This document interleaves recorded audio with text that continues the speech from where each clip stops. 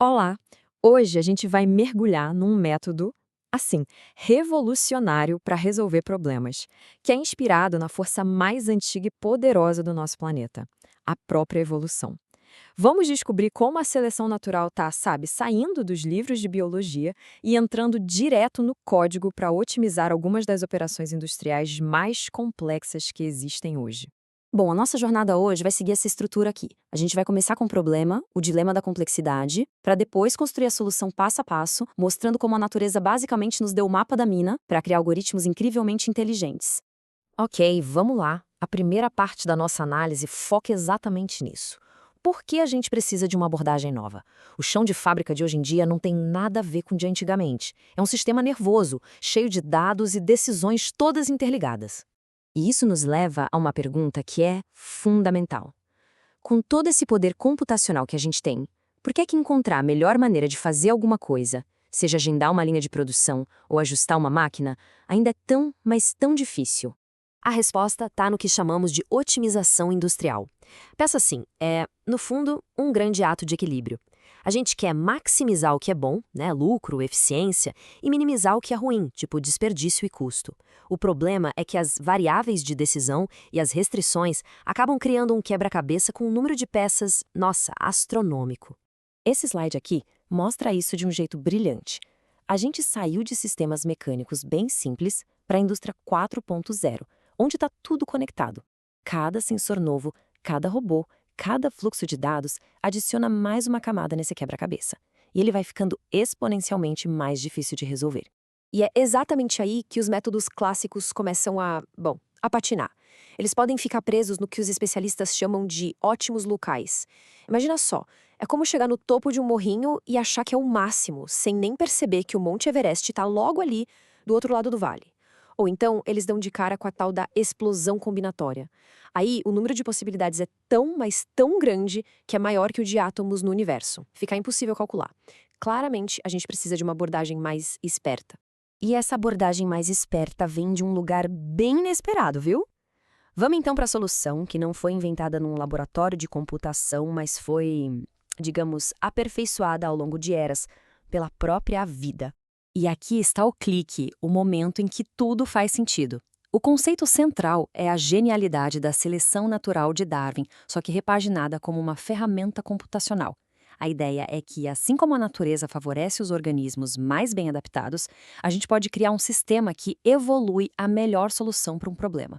Formalmente, isso se chama algoritmo genético. Em vez de tentar calcular a resposta perfeita de uma vez só, ele começa com um monte de respostas aleatórias, até meio medíocres, e vai melhorando elas aos pouquinhos, geração após geração, imitando direitinho o processo da evolução. Então, tá, mas como é que isso funciona na prática? Como a gente pega essa ideia genial da biologia e transforma em um código que o computador consegue rodar?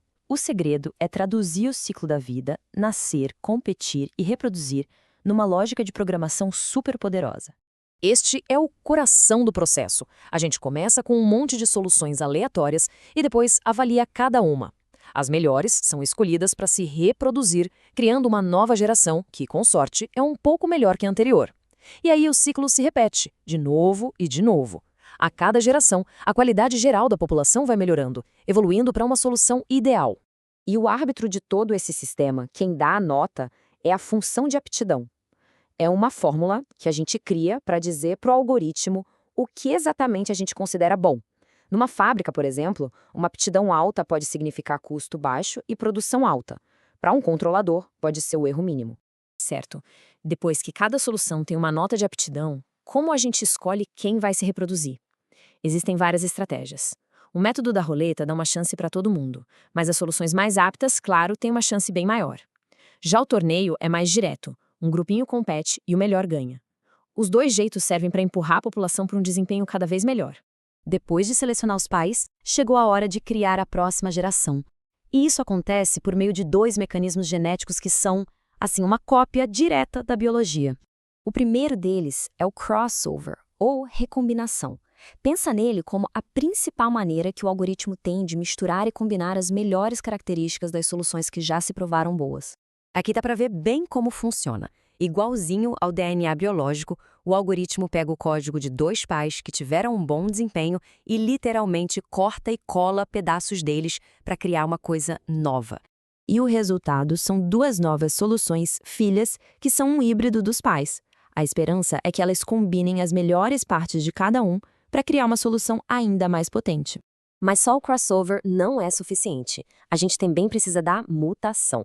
Isso é uma pequena mudança aleatória no código. Pode até parecer algo destrutivo, mas é absolutamente crucial. A mutação é o que injeta ideias totalmente novas na população, permitindo que o algoritmo saia de um ótimo local e explore cantos completamente novos do espaço de soluções. É o motor da inovação do algoritmo. Muito bem, já passamos pela teoria. Agora, vamos ver como isso funciona num cenário do mundo real. Vamos aplicar todo esse ciclo evolutivo para ajustar um equipamento industrial bem comum. O desafio aqui é achar as configurações perfeitas, os parâmetros KP, QI e KD, para um controlador P&D que gerencia a temperatura.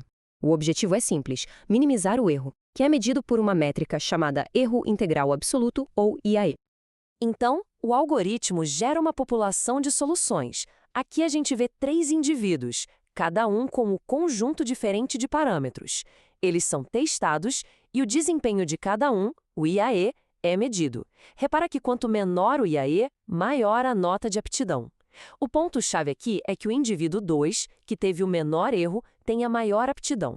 O indivíduo 2 é o mais apto desse pequeno grupo. No algoritmo genético de verdade, isso significa que ele tem a maior chance de ser escolhido para passar os seus genes, entre aspas, seus valores de KP, QI e KD para a próxima geração, empurrando a busca por uma solução cada vez melhor.